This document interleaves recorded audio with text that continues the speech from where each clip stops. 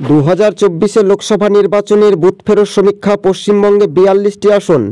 এই বাংলাতে 42টি আসনের মধ্যে 23 জেলার বাছাই করা খবরের আপডেট। সম্ভাব্যত জনমত সমীক্ষা কি বলছে?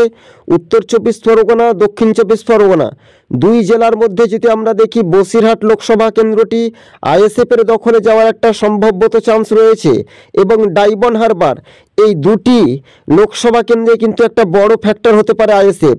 অন্যদিকে সিপিআইএম কিন্তু তারা 8 থেকে 12টি আসন পাওয়ার একটা সম্ভাবনা বেশি রয়েছে।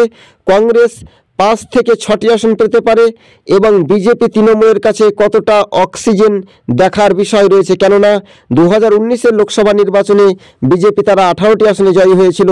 এবার তারা খুব জোর 5 থেকে 8টি আসন পাওয়ার সম্ভাবনা বেশি বলে এমনটাই গোপনীয় সমীক্ষা বলছে।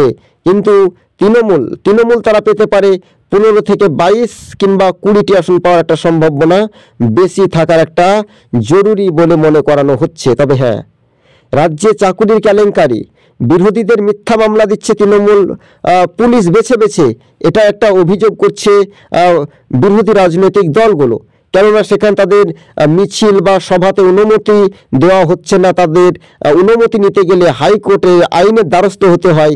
এই সব কিছু নিয়ে কিন্তু একটা 23 জেলার বাছাই করা সবুজবঙ্গ নিউজ জনমত সমীক্ষা দেখাচ্ছে। সম্ভবত এই সমীক্ষা অনেকটাই মিলে যেতে পারে বলে মনে করানো হচ্ছে রাজনৈতিক মহলে। তো বামেদের এবার ভোটের শতাংশ বাড়বে, তৃণমূলের অনেকটাই কমবে।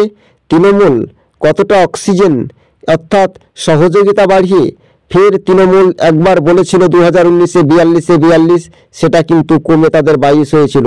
এবার 2024-এ একেবারে বিদায়ের ঘন্টা বেজে যেতে পারে, তৃণমূল অনেকটাই এমনটাই সমীক্ষা বলছে সম্ভাব্যত।